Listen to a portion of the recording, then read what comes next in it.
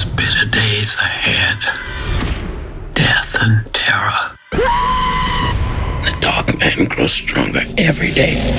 A divided country, a grab for power, a worldwide pandemic. Is The Stand the most 2020 show ever?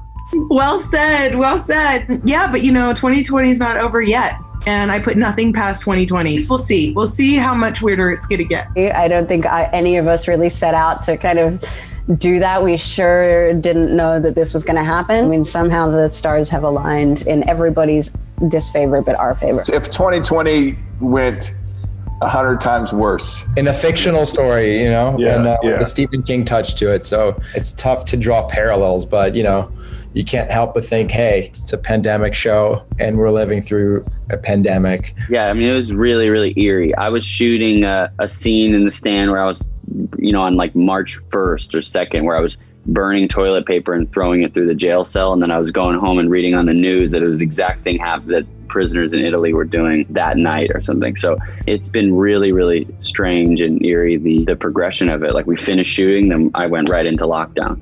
It's obviously been surreal for all of us. We've mostly been cutting the show during the actual pandemic. I mean, we had the just ridiculous good fortune to have our last day of production in Vancouver be March 11th, or, we wrapped at daybreak on March 12th. That was just how it shook out. And look, if that gives it resonance, then so be it. For us, I know it's true for Taylor too. The Stand is not really fundamentally a book about a pandemic. For me and Taylor, the story of the book really doesn't exactly get going until the Captain Trips has kind of passed. Now the world is empty, our survivors are here, and they're going to start to coalesce around the two poles of Flag and Mother Abigail, and then those two sides are going to come together for this ultimate confrontation. And that, to us, is what the book is. So yes, the most 2020 book ever. Yeah. Definitely. She brought us all together, keep us safe in these uncertain times.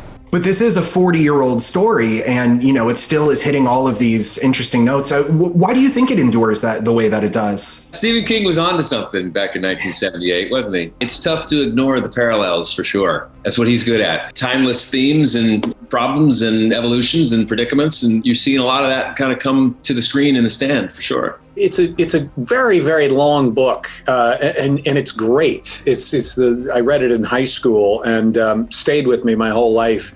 It deals with a lot of big, important themes. Is it any wonder that it's kind of stood the test of time? I would say it's quite a wonder that it's paralleling our lives quite as closely as it is these days, but so be it. I think what's brilliant about it is the fact that Stephen King created characters that we can all relate to as an audience. I think there's so many people in this story, and they all have their own special backgrounds and life journeys and everything. And I think it's interesting for people to kind of get to see somebody that they might relate to and say, oh, well, if I was in that position, maybe I would have done that too, or I would have done this differently, because that's kind of like my personality or what have you. So I think it's an opportunity for people to be able to look inward while they're enjoying the show. I think it's what we all need at this point in our world, because ultimately, beyond being about the disease and about the world kind of ending as we know it in this story, it's about the people that are left and about the humans that try and rebuild and how they go about doing that, and sort of what forces